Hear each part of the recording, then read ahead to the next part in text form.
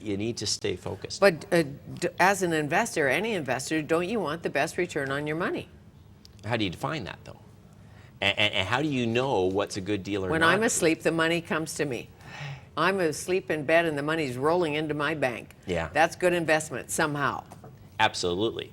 But you see, the challenge for most people is unless they clarify what and define that up front and have a game plan to go to, what I witness in the marketplace is whether the latest gurus come through town or somebody watched some late night TV and they want to apply some American style principles to it, Right. or maybe a realtor or somebody's sold them a bill of goods saying, oh, this is fantastic, this is a great investment.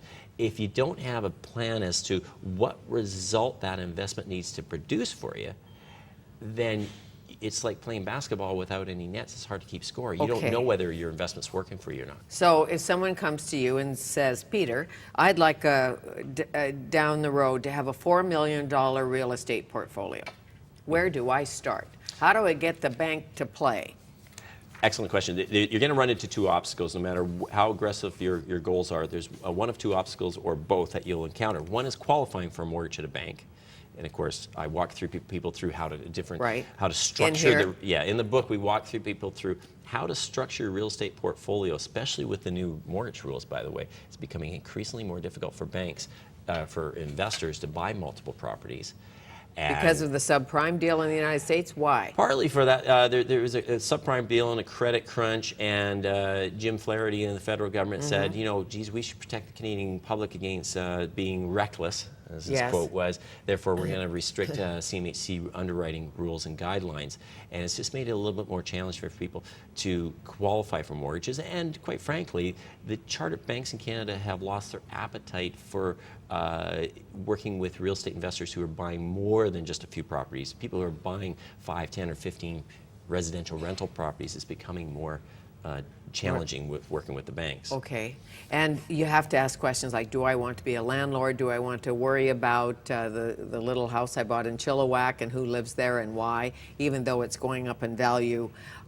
Many people talk about buying in the United States right now, especially in the warm places, in the Arizona or the Palm Desert, because it's cheap. But it might be fraught with difficulty.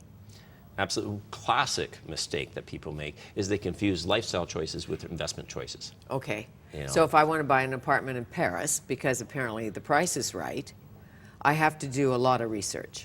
Yeah, and you know what? I just you know, stick to what you know and what you're comfortable with. That you can, if you're buying a place in Paris because you're going to Paris and it's going to be supplementing your part of your lifestyle, then recognize that as a lifestyle choice, not a real estate investment choice. Because once you start getting overseas and dealing with issues like that, you get into multiple issues of currency exchange and you know, who's going to be your property management, international rules, government rules that can change in a heartbeat. Sure. But as you know, we all have, as I said earlier, the shoulda, woulda, coulda story. Yeah. And if what we say in our house, if we'd only had the money, imagine if we'd bought that house on the waterfront. Yeah. And at the time, it was too much for us, so we didn't. But if we had, or borrowed the money to buy it, what were we thinking? Why don't we borrow a whole whack of money? Well, because the bank wouldn't give us any money. That was really why. Yeah. But if we had, then you're sort of laughing and scratching. Well, you touched on the second obstacle that I mentioned earlier. I said there's two obstacles. The second one is down payment.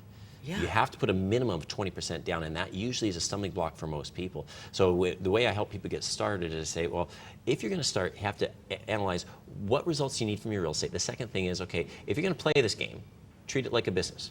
Any business requires seed capital. Then your seed capital is probably going to be accessed through the equity in your home.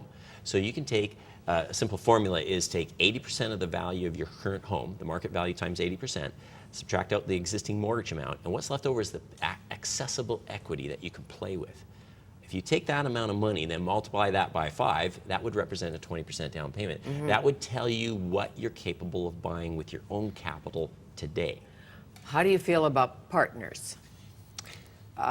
Girls get together, guys get together, say, 4 of us should go together and buy one of these new condos. Excellent question, because right there we talked about the need for you to have a plan.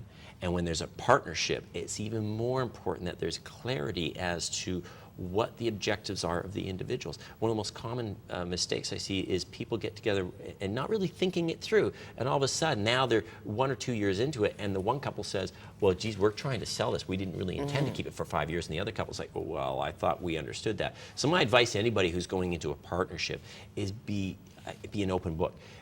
Put everything on the table. Why are you doing this? What result are you expecting? Because if the two of you can come together, then it can be an excellent way to further leverage your money and get that much more and create wealth. Let's face it, there's no question about it. Real estate is one of the most powerful tools for wealth generation in the world. We know that.